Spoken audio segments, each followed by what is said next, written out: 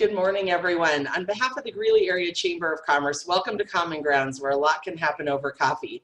My name is Jamie Henning, and I'm the president of the Greeley Area Chamber of Commerce, proudly representing over 700 businesses in the Greeley area. We work every day to do our level best to champion our business community, help you pivot, and keep your business moving ahead. The economic recovery from COVID is in full swing, and we want to embed resilience in our business community as we move ahead. Our Greeley Area Recovery Fund, a partnership between the City of Greeley, City of Evans, and the Chamber of Commerce in Upstate, has been a huge point of pride, and we want to continue to have you urge businesses who are in need of help to apply to our fund today. You can go to www.greeleyarearecoveryfund.com to check out that information. We also want to take a moment to thank our Chairman Circle investors. These investors help us to move the mission of the Chamber forward and support us in all we do. Thank you so much for that. It's our honor to join you and bring you this platform where you can stay in touch with the latest developments at the Chamber. We're proud to say this platform has given us a chance to connect over 25,000 viewers since the start of the launch of the show. I'm joined today by some tremendous community leaders who genuinely care about our business community and we're grateful to lock arms with. Our format this morning will give each of our guests 5 minutes to give us an update. Our focus today is going to be on business resources. Everyone on the call today has either advocated as an elected official for business relief in the form of property taxes, patio expansions, and many, many other ways, or on the resource side, financial navigation or needed business resources. We've been there with them every step of the way to help inform them of the business needs in our community and working to make sure important things happen. Greeley is lucky to have each of our special guests in their corner that we have on the show today. I want to welcome Mayor Gates. Welcome. Nice to have you with us. I also want to welcome Weld County Commissioner Steve Moreno. Hi, Steve. Good to have you on the show. I want to welcome a trusted member of our board of directors, Jason Jones, Greeley Branch President for Advantage Bank. Hi, Jason. And another member of our board of directors, Lisa Hudson, Director for the East Colorado Small Business Development Center. Hi, Lisa. Thanks for being on the show. Jamie. Want to welcome everyone. We're thrilled to have you on the show this morning. Thanks for the early rise, and everybody's show their coffees. We have some coffees, so most important, critical part of Chamber coffee. Good, good.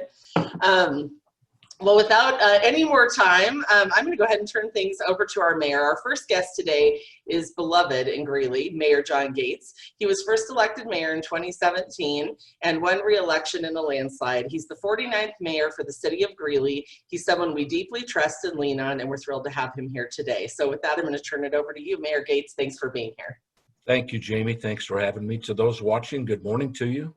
And to my colleagues on the grid, it's great to be with you this morning. You know, the city of Greeley continues, like everybody else, to find ways to get through from A to Z in this COVID-19 dilemma. Our numbers in Greeley-Weld County are really looking good. We're keenly aware that a number of states in the union are having surges.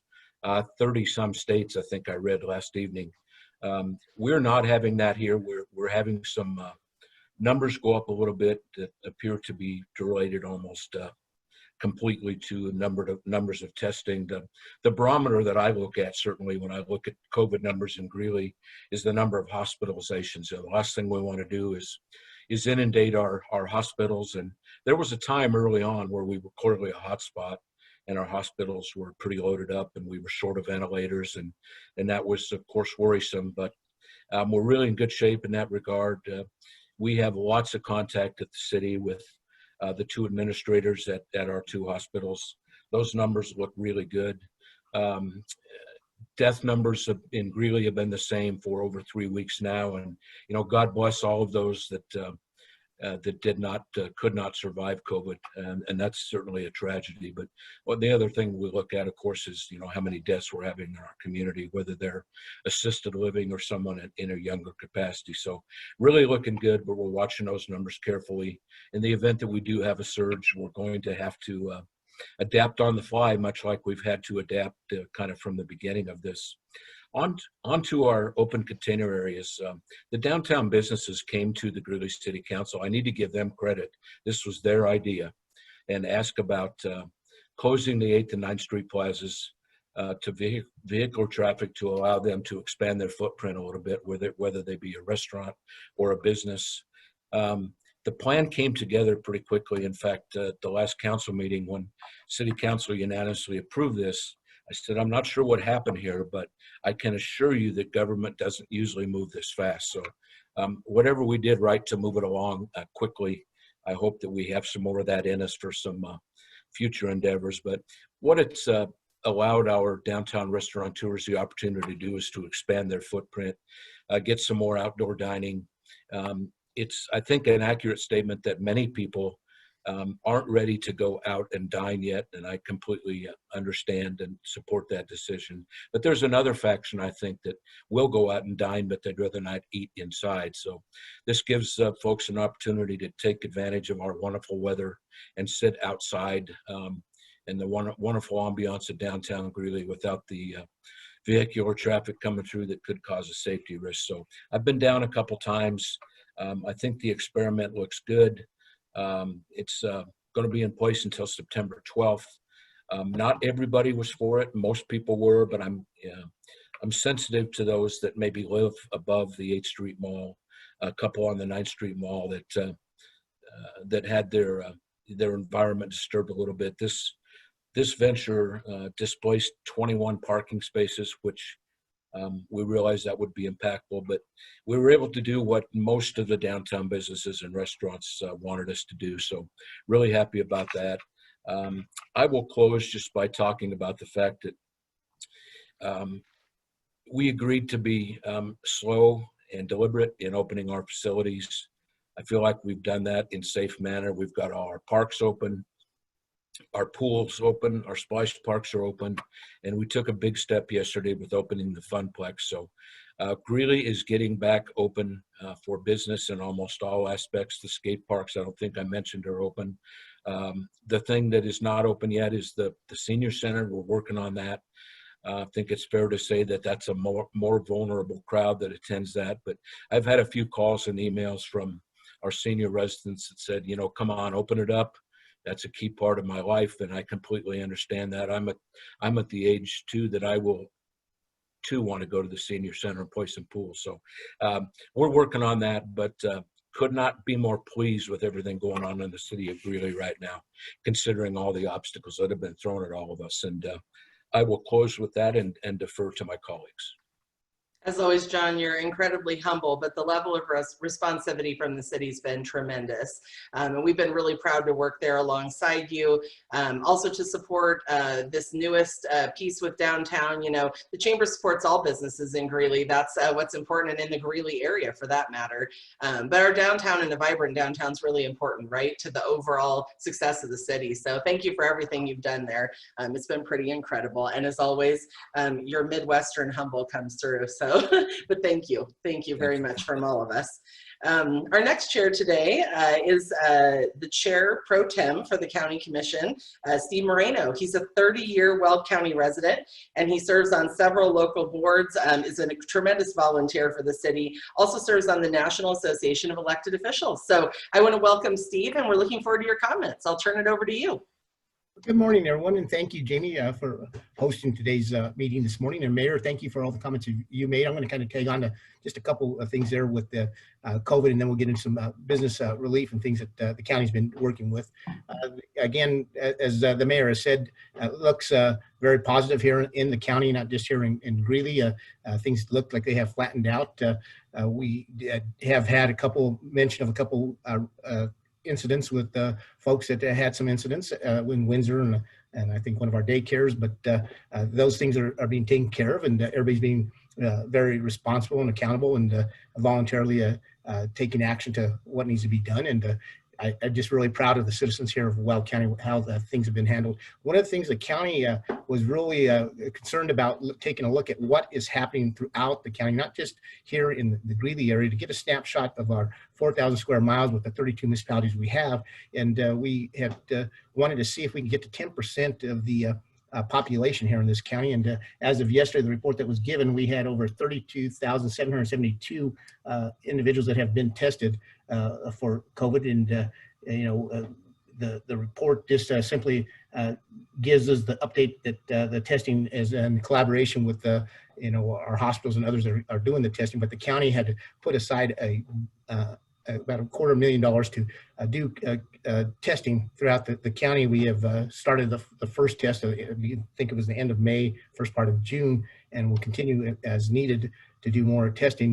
We were and for the communities, and did a major advertisement with that to just to keep track of what's really going on, and we'll continue to do that. We have a tremendous team here in the county with our EOC Emergency Operations Center, and I know Mayor also with the City of Greeley that working with them, and we just continue to work through these issues here. But wanting to know a little bit more what's going to happen in the future, and I know later I saw maybe we'll be talking a bit what everybody's predictions might be, but we have taken some time now to take a deep breath here in the county with our team, and had some mid-action meetings, and we'll continue to have these mid-action reports and take a look at what we think we did handle very well, and things that we think we can make some major improvement on. And I think as any disaster, anything that goes on, I think at times, I think everybody would agree that there seems to be some a disconnect with communication.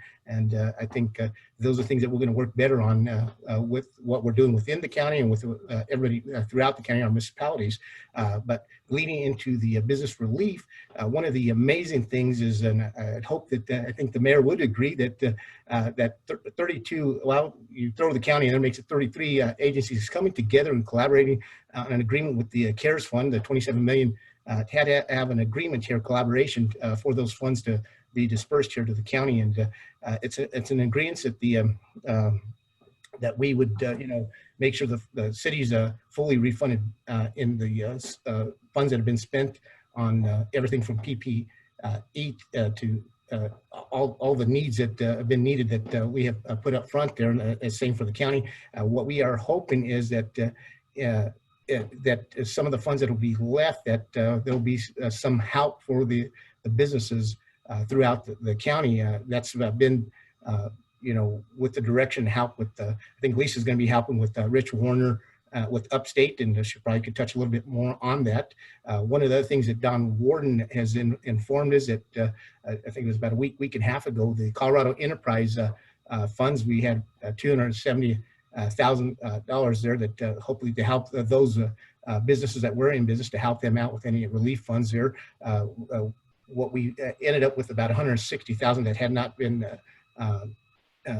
asked for, I guess, and we have remove the barrier for just only the business, but to help those new businesses that we're starting up to hopefully get them going in that. So, we're doing everything we can. I know the biggest thing that really happened, I know I'm talking as fast as I can to get my 5 minutes in, but House Bill 1421, I think that was very important here. And that was a lot of great work with, again, with folks, Rich Warner, I want to thank him, and Don Warren, our treasurer, John LaFave, and the commissioners here as a board, and others that helped support that. That's the opportunity for businesses to still continue to try to survive out there, and their tax and being delayed, instead of making the second half payment here in July, they'll be able to have the opportunity to delay it all the way to October 1st. So I think that's going to be a big help. I know I've heard from a few businesses that said this would be a tremendous help to them. But we're doing everything we can to continue to work with everybody. And, I know there's a lot of challenges and struggles, and, we're crossing our fingers and hoping that, the predictions of a second surge possibility happening out there, that if it does happen, that we are better prepared, and we'll continue to move forward here and do great things here in this county and this city of Greeley. Wonderful. It's hard to fit everything you're doing into 5 minutes for everyone on this call. I apologize for the short timeline, but again, want to thank you for all the great work you're doing. Everybody's really pivoted and worked really hard for our businesses here in Greeley, and that's what matters to everyone on this call. So thank you for that, Steve. Appreciate you as well. Our next guest is the Greeley Branch President of Advantage Bank. He also serves on our board of directors. Jason and his fellow bankers have been right there every step of the way. I'll go as far as to say, next to our healthcare heroes and education partners and others who've made a lot of changes, has been someone who's really helped lead on the recovery efforts. So we'll look forward to hearing more about that today. He also helped out on a new concept the Chamber is working on with industry roundtables, where in the initial phase of COVID, we tried to send out broad surveys. Now we're trying to go deep with different industry sectors. So he has some good information to share with us on both fronts today. And with that, I'll go ahead and turn it over to Jason. Welcome to the show. Well, thank you very much, Jamie, and good morning, everyone.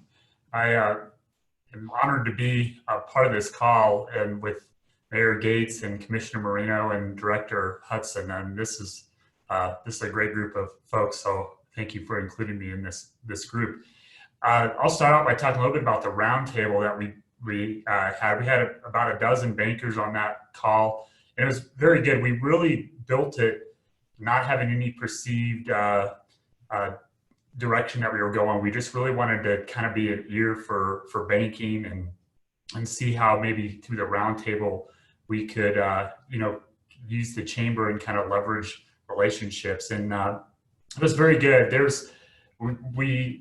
I would be remiss if I didn't mention PPP, and so that was part of our discussion, of course, with that. And just a little fact: 2/3 of the PPP loans were administered by community bankers, and so one of the things on that call, on that roundtable that we had, was the fact that banks are vital, and not to toot our own horns here a little bit, but it really was an opportunity for us to come alongside businesses and be a support mechanism for them. And one of the things that we came out of that call was the fact that we're just really proud to be bankers. Banking's, it can be kind of a boring job, let's admit it, but this gave us a sense to be really proud of a profession that we're in and to help small businesses. And the other thing that's the challenges facing banking, so about a half of our conversation was about the regulatory environment that we're in, and very many of the folks on this call and probably folks listening are facing regulatory pressure. And so we spent some time talking about that and how to, kind of unite in order to have a voice so that we can be effective. If we have too much regulatory pressure on us, then it's hard for us to respond in the ways that we did. So that was a big part of our conversation as well.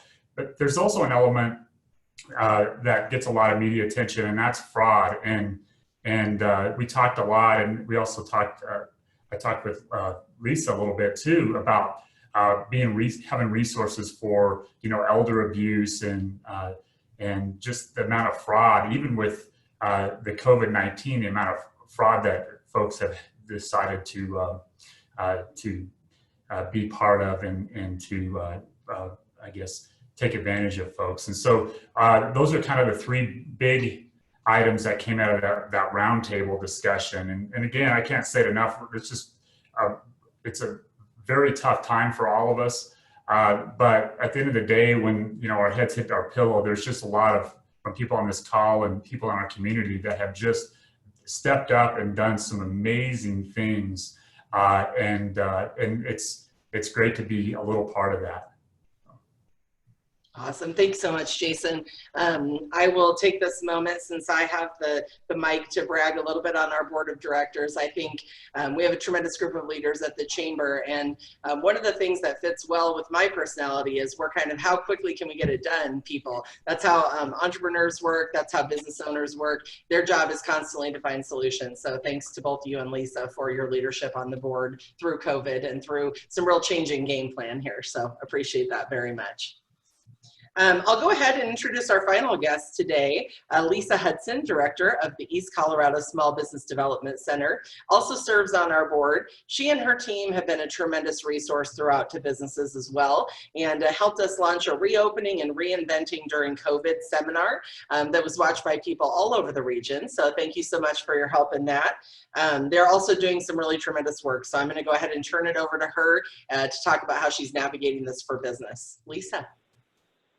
Thanks, Jamie. So at the East Colorado Small Business Development Center, we like to say that we're dream focused and business minded.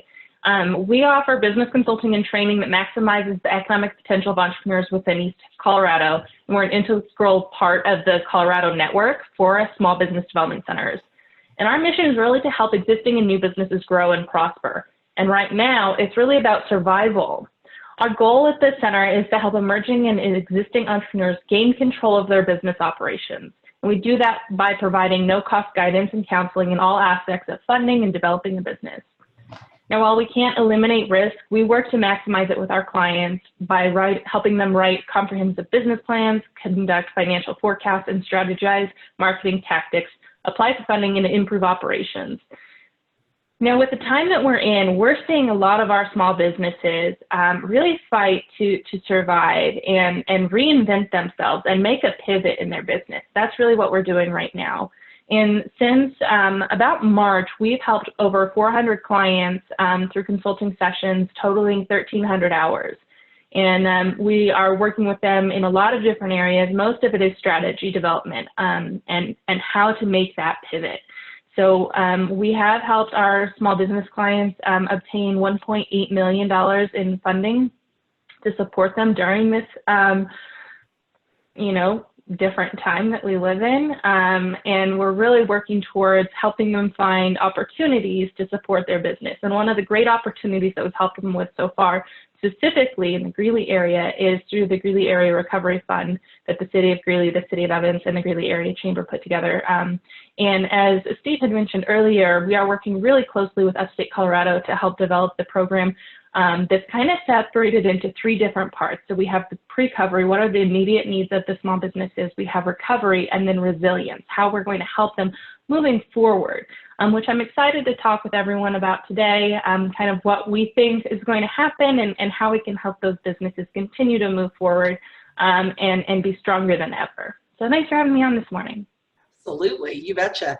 We're going to go ahead and dig into a few questions today. And one of our goals with the show is going to be to also educate. If you watched our last one, we talked a lot about economic development, and frequently economic development partners are just these parties. Upstate's been mentioned on the call a couple times today, and the city does an incredible job as well. So we had Ben Snow on last week, Rich Warner, and others. Economic development is one of those things that happens behind the scenes. Just by the nature of their job, there's a lot they can't talk about and a lot that they do. And you'll see them also playing a role in this recovery as we move through. So one of the things we're going to talk about today is, what does the recovery look like? And none of us really know, but we're all looking to different models. So I'm going to share something today on my screen actually, and we'll go ahead and include this down the road too. But for those of you who don't know, the Brookings Institution is a research institute for not-for-profit, founded in Washington, D.C. in 1927 by philanthropist Robert S. Brookings, devoted to public service through research and education in the social sciences.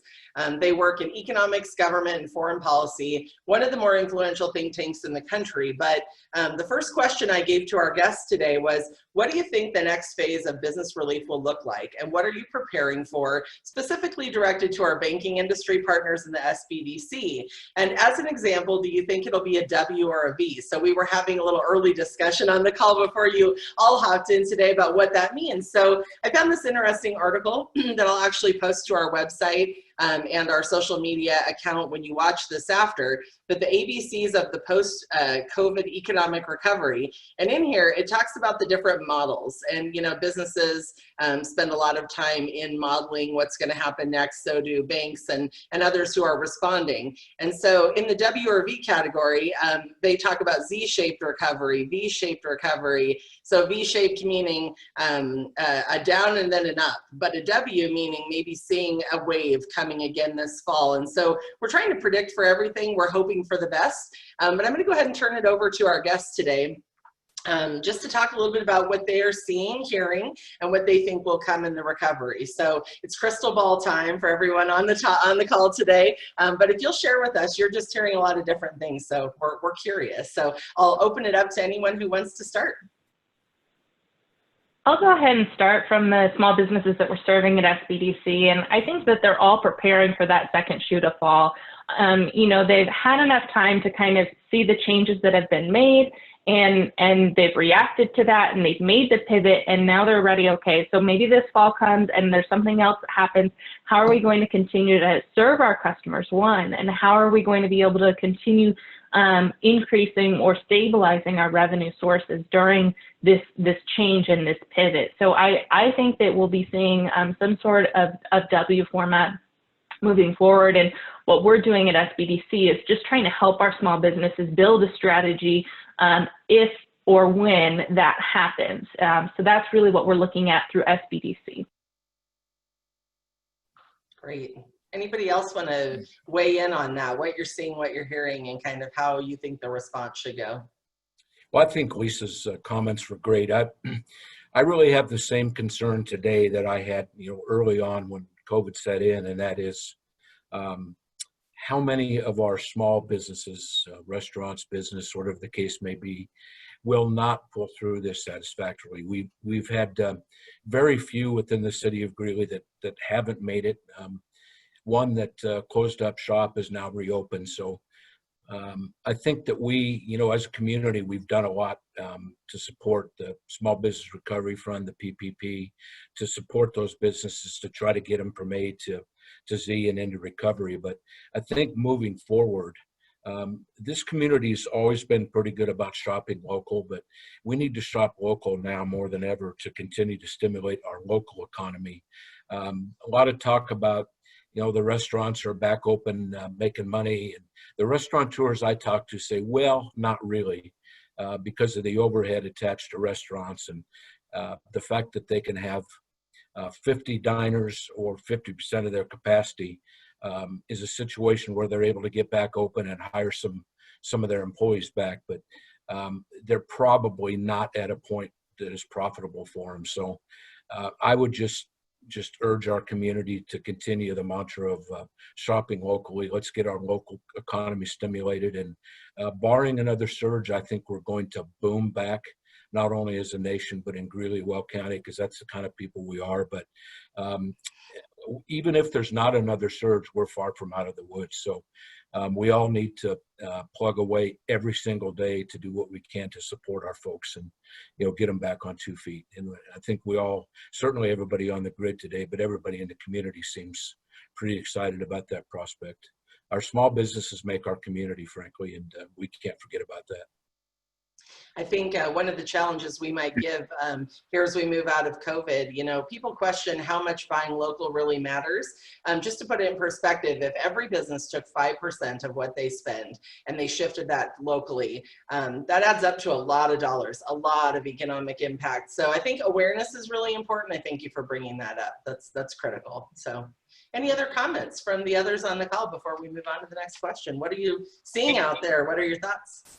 Jamie, I really appreciate all the comments that were made. I think great comments by the mayor and by Lisa and everything. What's been very interesting to watch and see how businesses are handling things, especially our restaurants, and just to see, the changes that they have to be made, and using the phone as to pull up your menu now. I mean, the new wave of technology and innovation that's coming to forefront, to seeing how a business can operate in a safe manner of not touching a menu and passing it on to the next customer and everything like that. I think that it just amazes me just what we're seeing, the changes with the challenges being brought forward, as you said. And I think there will be continued challenges as we continue to go through the rest of this year here and head into 2021. Absolutely. Jason, any questions before we move on? Sure, I'd like to make a couple of comments. I agree with what everyone said, and I do feel like it's going to be more of a W. The restaurants, to Mayor Gates's points, are the ones I talk to, which are several and almost daily at times. They're about 50%. So although they may seem full, they're 50% full now, and then different industries are actually doing quite well, while others are way behind. It just depends on the industry, on where they're at on it. So a W maybe overall economically, but for some industries it may look more like a V, and we may get a shoot right up in a V pattern, But I'm with Mayor Gates. I think I'm optimistic. I know I'm optimistic about what's going to happen, because as I've heard you say, Jamie, and kind of the tagline that we've adopted through this is that we have grit, and Greeley is full of entrepreneurs with grit. And, these are special individuals. They've put everything that they've had on the line many times, and they're going to do great through this. And I know that, and being able to visit with some of those is just the most humbling thing to go out and actually be talking with some of these businesses, and maybe able to give them a little bit of support, and sometimes just a little bit of encouragement that we can all do. But I think we have to make an effort, all of us, back to the shop Greeley, I think we all have to think, like, if we need something and maybe it's available someplace else outside of Greeley, but we can make an effort to actually do it in Greeley. Maybe it's not the exact thing we had in mind, but would it work? Let's make those decisions so that we can support our local businesses and keep them going. Absolutely. This question might be directed a little more at SBDC as well as Advantage, but what resources have you provided throughout COVID, and kind of how are you pivoting that toward this second phase of recovery? What resources will you continue to provide, and are there some new things you can make us aware of? Just because you work with those businesses every day and you don't really get to tell every little piece of your story, are there things businesses might not be aware of that you provide, be that business navigation or resource links or things like that that we should be aware of on this call, just to help our businesses? Absolutely. So on our website, we do have a link to what the state has created for a statewide funding opportunity where you can search by industry and type of funding available. And I think that's really what the small businesses are seeking, are grant opportunities. And so that is something that we've been really trying to help our business navigate. You know, they're juggling so many things at once right now. And so if we can help them identify opportunities for them to apply for, to get funding into their business, to get money into their business, that's really what they need right now. The other thing that we're doing is helping them develop a marketing strategy to fit the situation that we're in. And a lot of that has to do with the digital marketing strategy. So we have redeveloped some of our training that we have available in our arsenal to how to pivot your marketing strategy digitally to support your business, to reach out to your customer base, to bring them back in, whether that's through the computer or actually in store. So that's something that we're really working hard with our clients on, as well as, you know, financial management. It's a huge thing right now. And even before COVID, you know, cash flow was the #1 thing that small businesses need to focus on to see how much money they have coming in, how much money they have going out, and what's left over at the end of each day or the week or month. I mean, as long as they're managing it in some way. And it's important now more than ever to understand your finances and see how you can leverage what you currently have to keep you going over the next 6 months to a year. Yeah, good, good. Jason, also you conducted that industry roundtable. What are you or other banks in the area providing that may shift as we move ahead, or will continue to be important, I should say? Well, I think it's important for us to be resources by doing some financial counseling. Sometimes a loan's not the best way to go. I like what Lisa said with grants.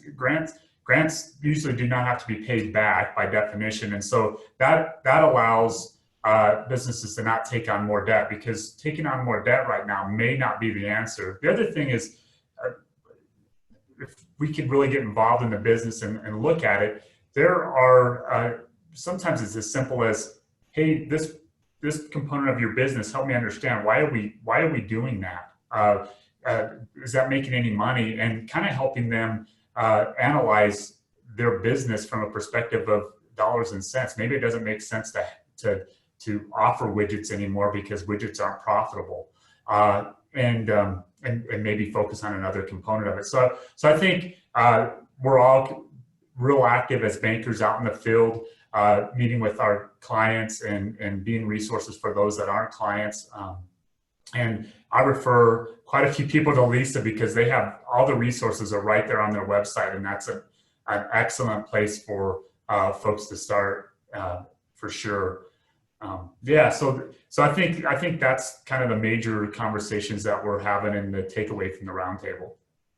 Yeah, good. I think as you move forward, Lisa, marketing does come up quite often in our conversations with businesses. So we have more things around the corner and a long-term lens on the Greeley Area Recovery Fund. I think there are some things we can do there to partner along with the city. And Jason, again, appreciate everything that all the banking community has done to show up on very short timelines with lots of things to read and navigate and then actually bring to our businesses. So thank you for everything you're doing there. My final question today actually goes to everyone on the call. I'm sure as we work through COVID, I think we'd all agree that working through the crisis made us tackle things differently. You know, it's not just the businesses who are pivoting and figuring things out, it's the resource providers too, and the elected officials and the leaders of the community. So what have you had to rethink as it pertains to your business or just personally? What has surprised you kind of during that COVID transition about yourself or your business, or, you know, how you've responded? Because everybody on the call is playing a really important role in where we're going to go with all of this and how we can be there. So I'll go ahead and pitch that out to the group. I think for us, what we've done is pivot to complete virtual consulting. We have always done face-to-face consulting with our clients. Either they come to our office or we go directly to them, and we've made the change to do sessions like we're doing today or over the phone.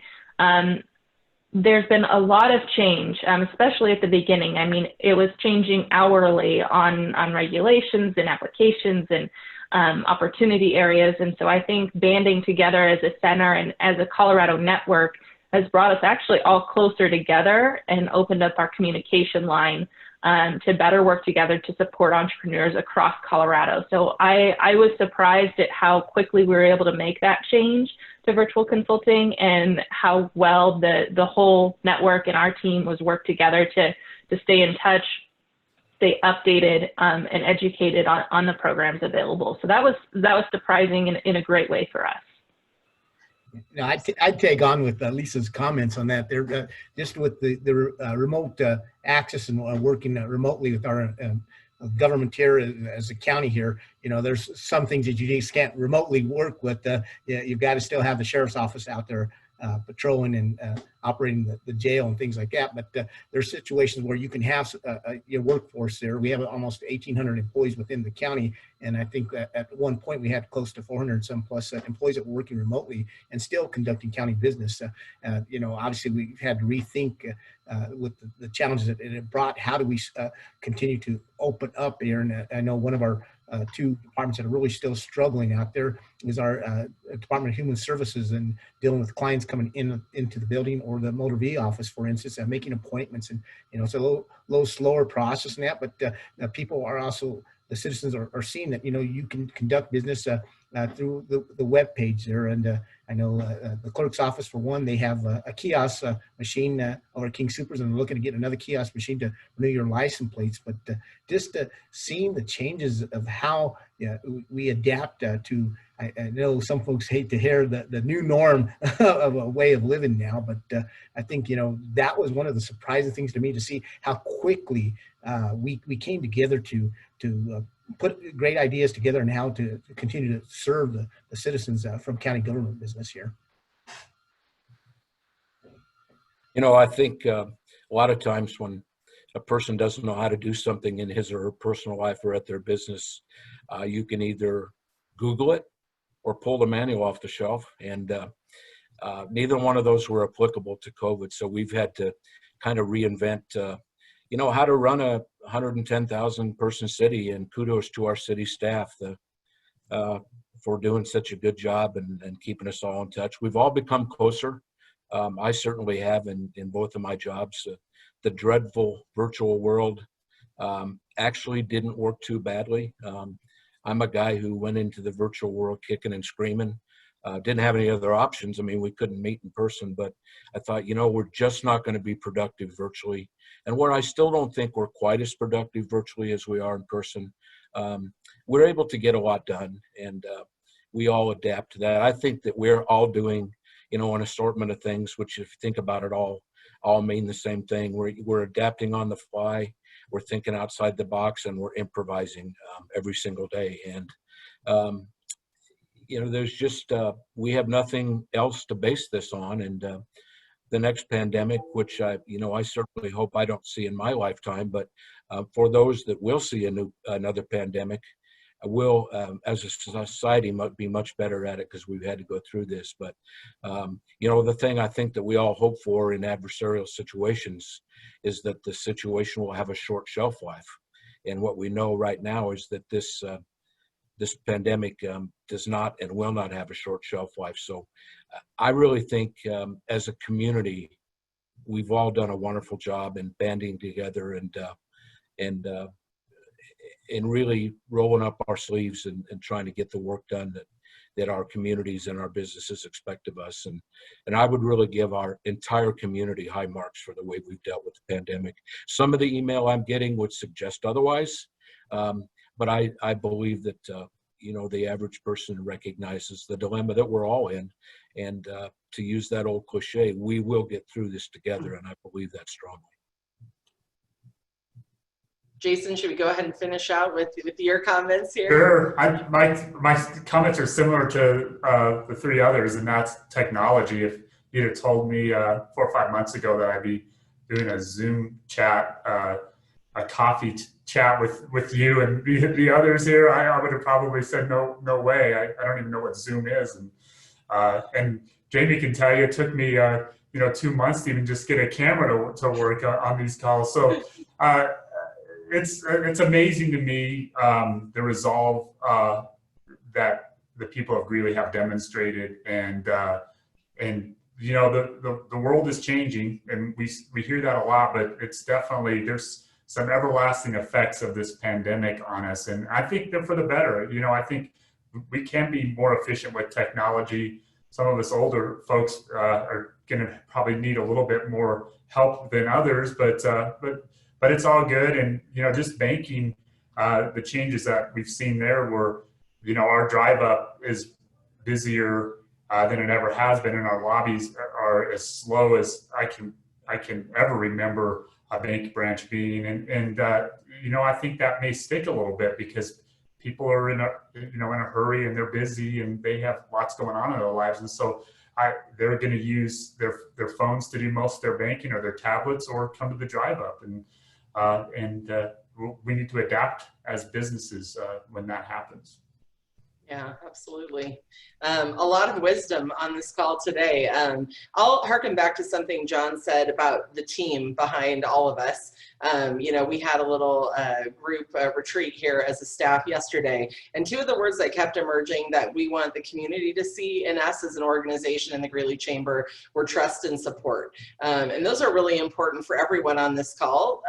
The Chamber's value proposition, whether we work on advocacy or other things, continues to be that face-to-face connection. And even if right now that has to be digital, I think it's incredibly important to feel trust and support of each other, our community leaders, our board, everybody working together. So we're incredibly grateful for the people on this call and all the ways you've shown up for the businesses. That's what we want to continue to do. I always try to close out with a quote, and I thought this one was pretty good. It's Winston Churchill: "Out of intense complexities, intense simplicities emerge." And if that's not the human connection out of COVID, I don't know what is. But I also think it's about common themes. We've talked today about a longer term recovery and continuing our intensity of help for our businesses and just moving things ahead. So I have total faith with the group on this call today. That work will continue. So I want to thank you for being on Chamber Coffee Common Grounds and for all the work you're doing in the community. Don't hesitate to lean on the Chamber for that help anytime you need it. And I'll look forward to seeing you on another show soon. So thanks for joining us today. Have a pleasant Tuesday. You too. Thanks, Jamie. Thank you.